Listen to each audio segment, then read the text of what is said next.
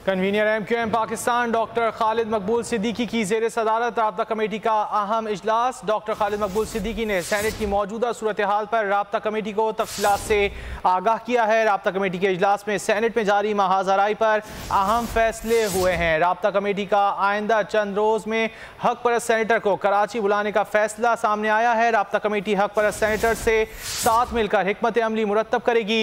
Doctor Khalid मकबूल सिद्दीकी का ऐसा कहना है। डॉक्टर खालिद मकबूल सिद्दीकी ने राब्ता कमेटी के इजलास की सदारत की है और मौजूदा चेयरमैन सेनेट सादिक संजानी पर मुकम्मल एतमाद का इजहार भी किया है। चेयरमैन सेनेट के खिलाफ किसी भी तहरीक अदम एतमाद का हिस्सा नहीं बनेंगे। राब्ता कमेटी के इजलास में यह फैसला सामने आया है। चेयरमैन सेनेट के खिलाफ तहरीक अदम एतमाद की हर फोरम पर मुखालिफत की जाएगी।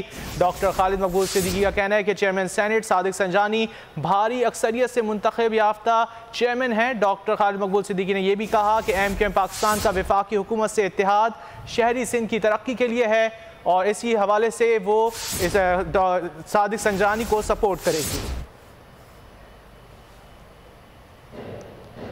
आपको बताएं कि राब्ता कमेटी के इजलास में मौजूदा चेयरमैन सेनेट सादिक संजानी पर एतमाद का इजहार किया गया है। Convener MQM Pakistan doctor Khalid मकबूल सिद्दीकी की ज़ेर सदारत राब्ता कमेटी का अहम इजलास हुआ है और कहा है कि हर फोरम पर सादिक संजानी की हिमायत की जाएगी।